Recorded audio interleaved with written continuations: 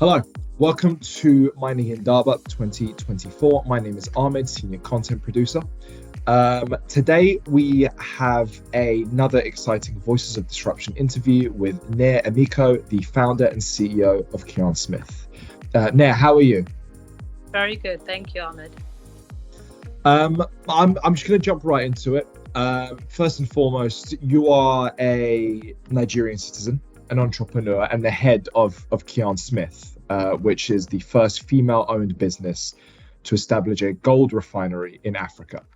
If I can ask, what were the main enablers for you to completing this feat? So I'm going to give you a long answer to get to the point. There's something we've coined. We've coined them kind of like the eyes of the idea. And I've realized something, just my observation, that you need at least three things to intersect strongly to get a new thing started. But the more you have, the more sustainable it will be. Information, the initiation, the innovation, identity, influence, incubation, infrastructure, industry, and institution, those 9 things. So for us, we had done a lot of research in Nigeria. I say research because that's what I feel like it was. We became accidental consultants on the field, and we just got a lot of information of what was going on artisanally mined with gold and how gold was flowing into Nigeria. So lots of information that led us to this initiative to do a national gold buying program, and that a refinery really was a sustainable solution for gold, and that there's a lot of potential for gold and a little bit innovative, but that was the plan. But those threes were not enough for Nigeria because there was no infrastructure, no industry or institution that would back this.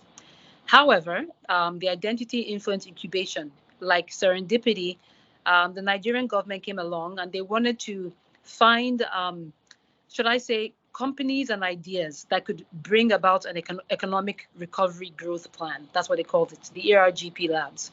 So the government came around, said federal government wanted to identify with things and to use their influence to untie whatever policy issues may exist.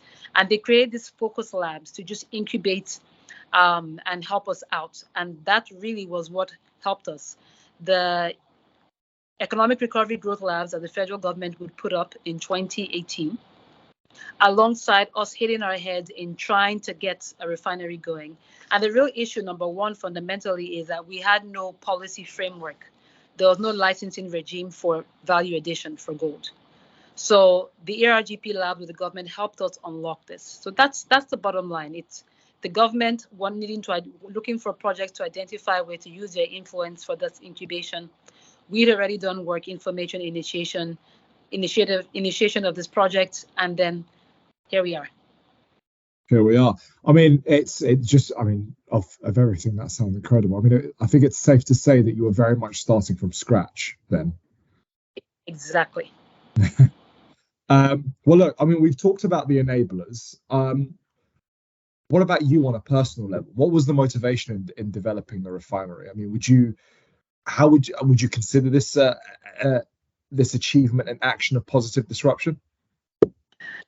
Most definitely. Like we said, it just was a natural solution. We found out that gold was flowing into Nigeria, actually from the whole West Africa region. It's actually the gold in Nigeria, without even being refined, is the most expensive in the region. And sometimes you're seeing that the gold price is even higher than international market price. It just became clear that Nigeria had the potential to become a gold market center. There's a lot of sophistication in the informal sector for how gold was being used and these patterns for utility. And it just made it clear to us that it was only a refinery that could compete with the premiums and serve the market. So definitely a positive disruption, but I don't want to take too much credit. I feel like the patterns were there because we were watching what's going on. Why is Nigeria unique? So yeah. Amazing. Well, I mean, it's like we said, it's the first female-owned business to establish this sort of approach, and you know, there's a lot to celebrate in that space. Speaking of, I think it can very much be seen as a blueprint for others. In your opinion, how can the example of Kian Smith become that blueprint for greater value capture across Africa? I think what would be key is one thing that helped us out was we had to delve into the culture of gold. the more we looked at this and trying to say identity, we realized if you can get the people to identify, you'll have an easier way pushing this. So we went deep and looked into the culture of gold across West Africa. And gold has very deep-rooted cultures in Senegal, northern Nigeria, a lot of Islamic parts of Africa, just all of this culture. So once we found that people could identify with the culture of gold, needing gold, the utility of gold, creating the scenarios for every gold-producing country in Africa to follow suit. I think there's more than 34 African countries that are gold producers, yet their citizens can't really access gold. Senegal is a little bit unique. Senegal, I think, I've found is better. They produce about 40% of their jewelry. But most other African countries, like Nigeria, Niger, love gold jewelry. They wear it. It's very important to their culture, but we don't produce it. So I think a real blueprint would be if the African countries can connect their culture of gold and utility, it will be easy for them to come alongside and everyone rally around this thing from that identity perspective, and then to find their own blueprint, working from that way, saying we want gold, we have this culture, how do we make it happen? Sure, absolutely. I mean, and like you said, I think there's if it's that high, 34 gold developing countries in Africa, then the potential is there for it to jump off. I want to stick actually with that idea of potential. In your perspective, what is the biggest potential, or where is the biggest potential, I should say, for Nigeria to further develop these value chains? Two aspects. One aspect that people would think of, which is jewelry. We found out that in Kano, northern Nigeria, as of 2019, they'd often have 20,000 unique visitors for gold, sometimes on a weekend, from around the region, not even Kano, coming in to buy jewelry. And so we don't really produce gold jewelry, but gold jewelry is key for many things in our society. So that's a big one. The other one that no one may think about is really, I would say, retail savings and investments. A lot of people are using gold to hedge inflation, to save, and even just as exchange for paying for goods outside Nigeria in exchange for equipment. It's crazy, but it's happening. So we're really seeing a lot of people asking us, we're looking for gold. I want to buy it from my daughter, from my son to save. Like we're saying, access.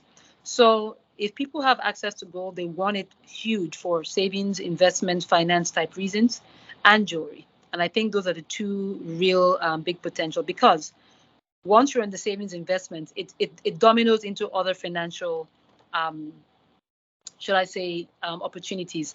Something I'll point out about Nigeria as well. Nigeria, two places were unique. First country to develop its central bank currency, Nigeria. We don't know this. And also for us in this whole opportunity of, gold, physical, digital, in and out.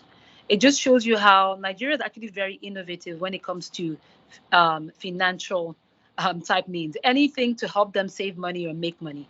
So I think for Nigeria, anything that has that hinge of finance will work.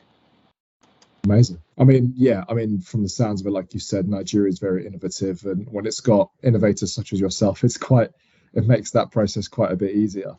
In that sense, I would actually ask you, from your perspective, maybe more of a personal perspective, what message would you want to give other like-minded people in Africa looking to follow in these footsteps, looking to be entrepreneurs, to innovate, to seize an opportunity? I would say this: if we look at same thing, start with our culture. What can we identify with? What are the resources around in our land that also connect with our identity? Or how can we connect our resources with our identity? And also look at the present economic times.